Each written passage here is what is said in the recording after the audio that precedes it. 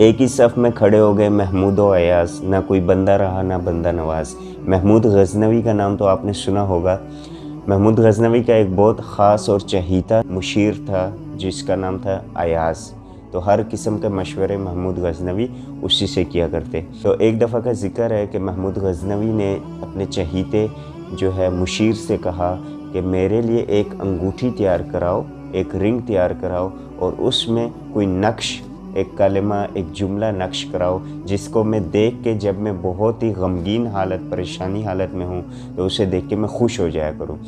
اور جب میں بہت ہی خوش ہوا کروں تو اسے دیکھ کے میں غم زدہ ہو جایا کروں۔ جو ایاز تھا اس نے ایک انگوٹھی بنوائی جس پہ ایک جملہ تھا کہ یہ وقت بھی گزر جائے گا۔ اب محمود غزنوی جب بھی اپنی انگوٹھی کو دیکھتے اور اس میں یہ نقش ہوتا، جب وہ خوش ہوتے یہ نقش دیکھتے یہ وقت بھی گزر جائے گا، تو وہ یہ سوچ کے کہ بھائی یہ خوشی کے لمحات فانی ہیں، چند لمحات ہیں، اس کے بعد جو ہے غم بھی آ سکتا ہے، تو ان کی خوشی باقی نہ رہتی۔ اور اسی طرح جب وہ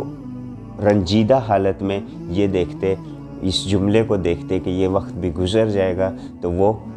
یہ سوچ کے کہ بھائی یہ جو رنج ہے، یہ غم ہے، یہ پریشانی ہے، یہ کچھ وقت کے لیے یہ بھی فنا ہونے والی ہے، اور اس کے بعد خوشی بھی آ سکتی ہے، تو ان کا غم رفع ہو جاتا ہے، ختم ہو جاتا ہے۔ تو ہمیں بھی چاہیے کہ ہم زندگی کے ہر موڑ پر، ہر پریشانی پر بھی یہی سوچیں کہ یہ وقت بھی گزر جائے گا، یعنی ہر چیز فانی ہے، کل من علیہا فان، انسان بھی فانی ہے، ہر چیز مخلوق فانی ہے، رنج و غم، خوشی، ہر چیز فانی ہے۔ اگر کوئی شخص پریشان ہے تو اس کی پریشانی بھی جو ہے وقتی ہے، پھر انشاءاللہ جو ہے اس کی زندگی میں خوشیاں آئیں گی۔ اور اگر کوئی شخص خوش ہے تو وہ اس خوش فہمی میں نہ رہے کہ ہمیشہ کے لیے وہ خوش رہے گا، بلکہ اسے غم بھی آ سکتا ہے، اس کے لیے بھی اسے تیار رہنا چاہیے۔